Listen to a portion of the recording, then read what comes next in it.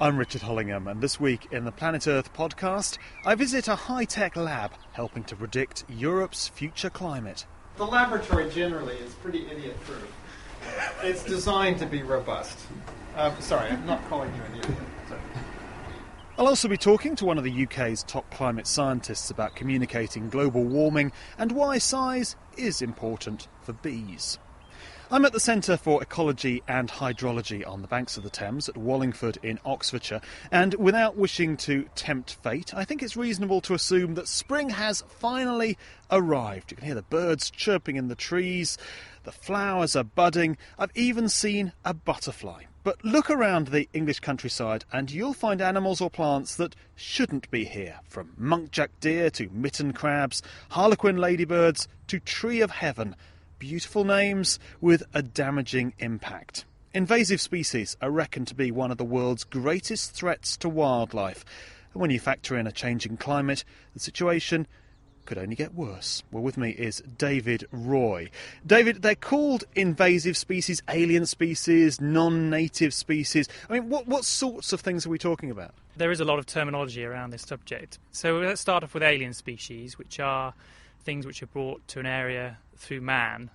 And then within the alien species, we then distinguish those which are problematic, whereby they cause impact to the ecology, the environment, or economic impact. And we term those invasive species. And they're the ones that we're particularly concerned about. So give us some examples of particularly problematic species. So some good examples are deer species, for example, including the muntjac deer, which is one we're particularly focusing on currently, is a problem in that it is spread quite widely from being introduced around Woburn, in the Woburn area, and it feeds on the ground flora within woodlands, particularly likes to eat the flower heads off spring-growing flowers, so it has quite an impact on the ground flora of our native woodlands.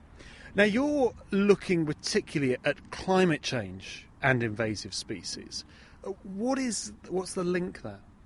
Well, it's been hypothesised that a number of invasive species or even alien species which aren't currently invasive will become more problematic through climate warming, because most alien species into Great Britain, for example, come from warmer climates either in the northern hemisphere or even from the southern hemisphere, and some of them are persisting but some of them don't.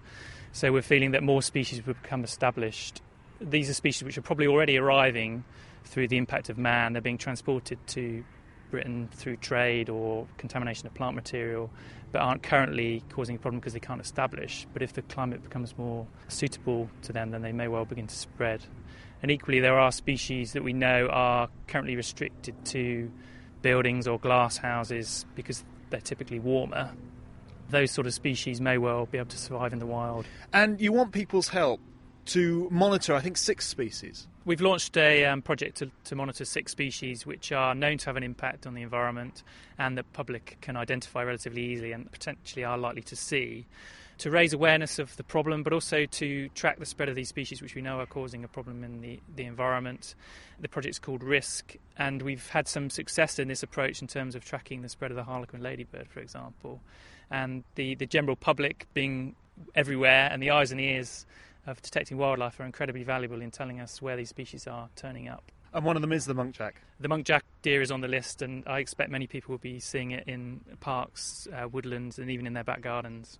And there's a link to that project on the Planet Earth online website. Thank you, David.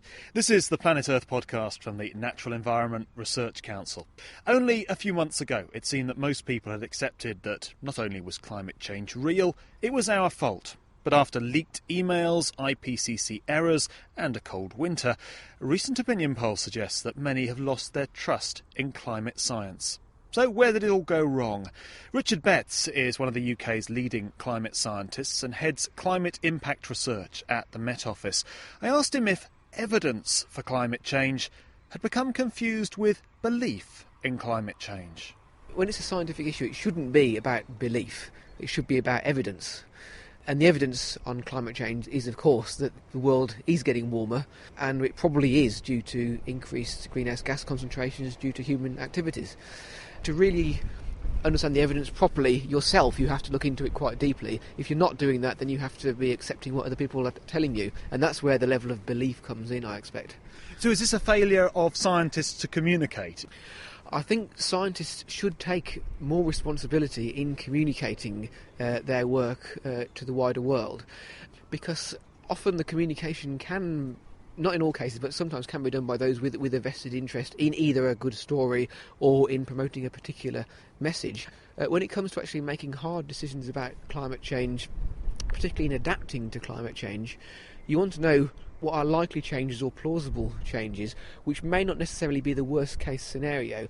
However, many people involved in the communication of climate change will naturally present the worst case scenario because they are trying to promote a particular course of action. So an NGO trying to influence government will talk up the worst case scenario. This may be still plausible, but may not be the most likely scenario. Whereas if you're trying to make a concrete decision on investing in, I don't know, building a new reservoir or something, you need to know what's likely rather than what's worst case. So has there been a talking up of climate change, talking up of these severe impacts that everything's going to hell? In some cases, I think there is, which is obviously counteracted by the other extreme, that people denying there's any kind of climate change at all. I think on both sides that there can be, intended or otherwise, a misrepresentation of things. Sometimes, I think in recent years, there's perhaps been a bit of a tendency in some areas to try and blame everything on climate change. Any extreme weather event, for example, sometimes gets blamed on climate change. But of course, extreme weather happens anyway. We're thinking that some of these events will happen more frequently or more intensely in the future, but you can't say that every single event is due to climate change. And then, of course, if you do that, then you get an extreme event in the other direction, such as a cold winter. It then comes back to bite you. Richard Betts from the Met Office. In a moment, I'll be meeting a scientist who's analysing hard evidence on global warming. I'll also be getting dressed up in a very fetching hat and coat. First, though, with some of the other news on the Planet Earth online website, here's Tamara Jones with a grisly tale, first of all, from Dorset. It certainly is grisly, Richard.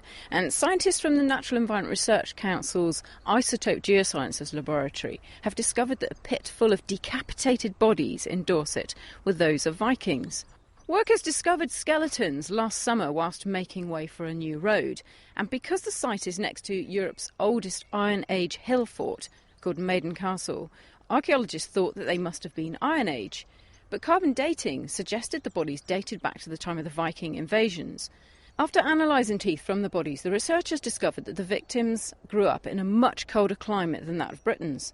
One of the victims came from as far north as the Arctic Circle, suggesting they could only have been Vikings. There's also a story on the site about mating in bees. Scientists have discovered that when it comes to competitive high-speed mating swarms, normal-sized male honeybees are much more successful than their smaller peers. Male honeybees' only goal is to mate with the queen during frenzied swarming. Once they've mated, they die, opening the way for other males to mate with her. But around 1 in 10 male honeybees is small, so University of Leeds researchers wanted to find out if these small bees were more or less successful at mating.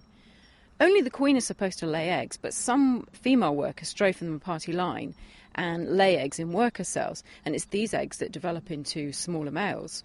Now it seems that the workers don't really benefit from doing this because their small sons don't do well when it comes to mating. And too much begging leads canary chicks nowhere. It certainly does. Well, scientists have found that canary chicks have a lot to lose if they beg too much for food. This is because their mother's patience has limits, and she can only give her chicks as much food as the environment allows. And chicks that waste energy begging too much just grow weaker, and they're just less likely to survive. Mothers actually give their unhatched chicks signals about how much food to expect from the world when they enter it. They lace those eggs with chemicals. So investing too much energy in begging really is an expensive mistake for the young chicks. Well, thank you. More on those stories on the Planet Earth online website. And Tamara just mentioned some research from the Isotope Geosciences Laboratory near Nottingham, and that's where we're off to now. We've now walked into the clean laboratory suite of our facility, and in this whole area we have positive pressure, filtered air that's very clean that comes in from the outside world and is ultra-filtered, so there's really no dust particles. Because dust means contamination, so we try to avoid that. There's a good reason why everything's kept so clean. Behind the double doors are 3 mass spectrometers. These precision instruments are measuring the ratios of isotopes in a sample. Isotopes are different forms of the same element, with the same atomic number but a different atomic mass. Head of the lab, Randy Parrish, uses the mass spectrometers as time machines to investigate the Earth's past climate. But before you're allowed in, you need to put on overalls, coat and overshoes. So let's get the coat on first. Put on the bench, overshoe on, down on the floor. The laboratory generally is pretty idiot-proof. It's designed to be robust. Sorry, I'm not calling you an idiot. Sorry. The mass spectrometers sit on benches and consist of a set of metal tubes, like shiny drain pipes, leading to white metal boxes around the size of a microwave oven. Randy explained how the technique is used. Nature tends to prefer certain isotopes over other isotopes in natural processes. Take, for example, evaporation. You can take water evaporating from the sea. The oxygen that makes up water, H2O, contains 3 isotopes, isotope 16, mass, 17, and 18. It's easier to evaporate water if it's made up of the 16 than it is the 18. Really? So even though there are 3 different variations, only one is more likely to evaporate? Well, they're all going to evaporate, but nature prefers to evaporate one over the other. So you will have a change in isotopic composition between the seawater and the moisture that's in the air as a result of the evaporation. So it will enrich the seawater in the heavy oxygen, and it will enrich the atmosphere in the light oxygen. So 17 and 18 predominantly in the water, and more 16 in the atmosphere.